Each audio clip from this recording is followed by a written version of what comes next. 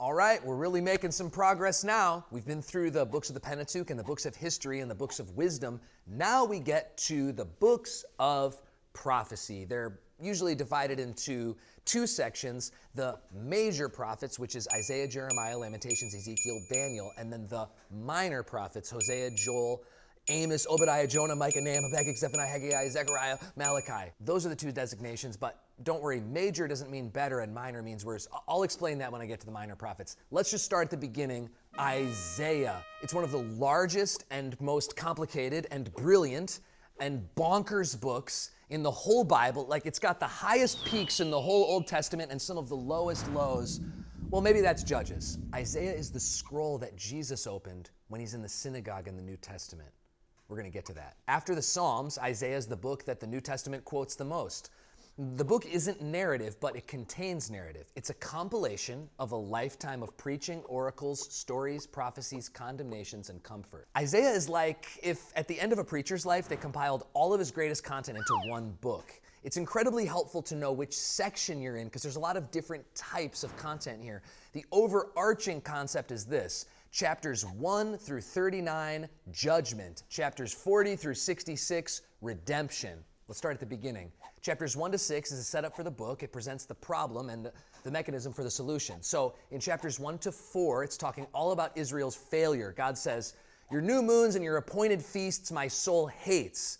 They've become a burden to me, and I'm weary of bearing them."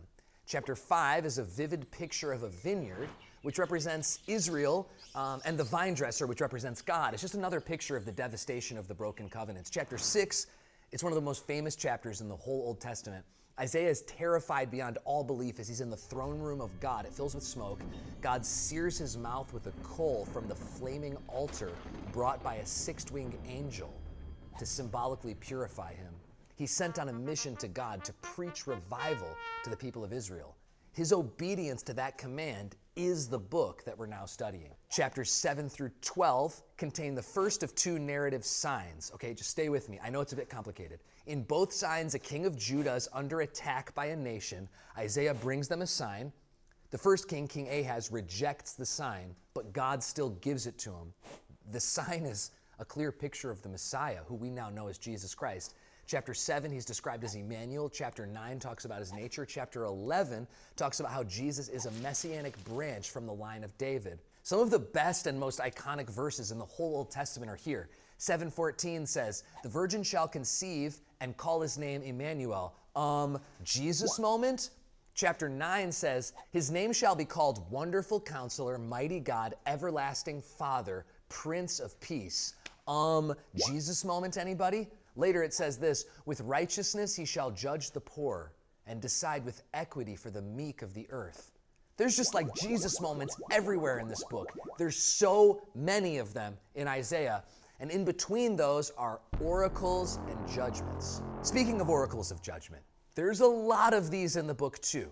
Chapters 12 through 23 contains Isaiah's oracles of judgment against the nations: Babylon, Philistia, Moab, Syria, Ephraim, Cush, Egypt, Babylon again, Edom, Arabia, Jerusalem, and Tyre. It can be easy to see these as random places, but Moab, those are the descendants of Lot. Egypt, that's the people obviously Moses led them from. Edom, the descendants of Esau, and so on and so forth. In the context of the Old Testament, these aren't just like random places. God's not just like, "You're bad, you're bad, you're bad." Random people. They're continuing narrative threads from previous books in the Bible. Chapters 24 through 27 describe God's judgments. The focus zooms out yet again. So in chapters 1 through 12, it's talking about Israel, judgments on Israel. 12 through 23 is judgments on the surrounding nations, and 24 through 27 is judgments on the whole earth. Some people call these 4 chapters the little apocalypse. Although what's in the chapters is pretty intense destruction, it's really just a picture of God taking the W and crushing everything. He says this: "The earth shall be utterly empty and utterly plundered. He will swallow up death forever, and the Lord will wipe away tears from all faces." It's about Judgment Day, but Judgment Day is only awful if you're an enemy of God. And right in there in that section is my favorite Bible verse. Isaiah 26:3 says this: "You keep him in perfect peace whose mind is stayed on you because he trusts in you." It's a prophetic verse about the future, but man, let me just testify to the Lord. If there was one verse I could hold on to, that is the one. That changed my life. Thank you, Lord. Moving on, chapters 28 through 33 are called the Book of Woes. It's a book within a book.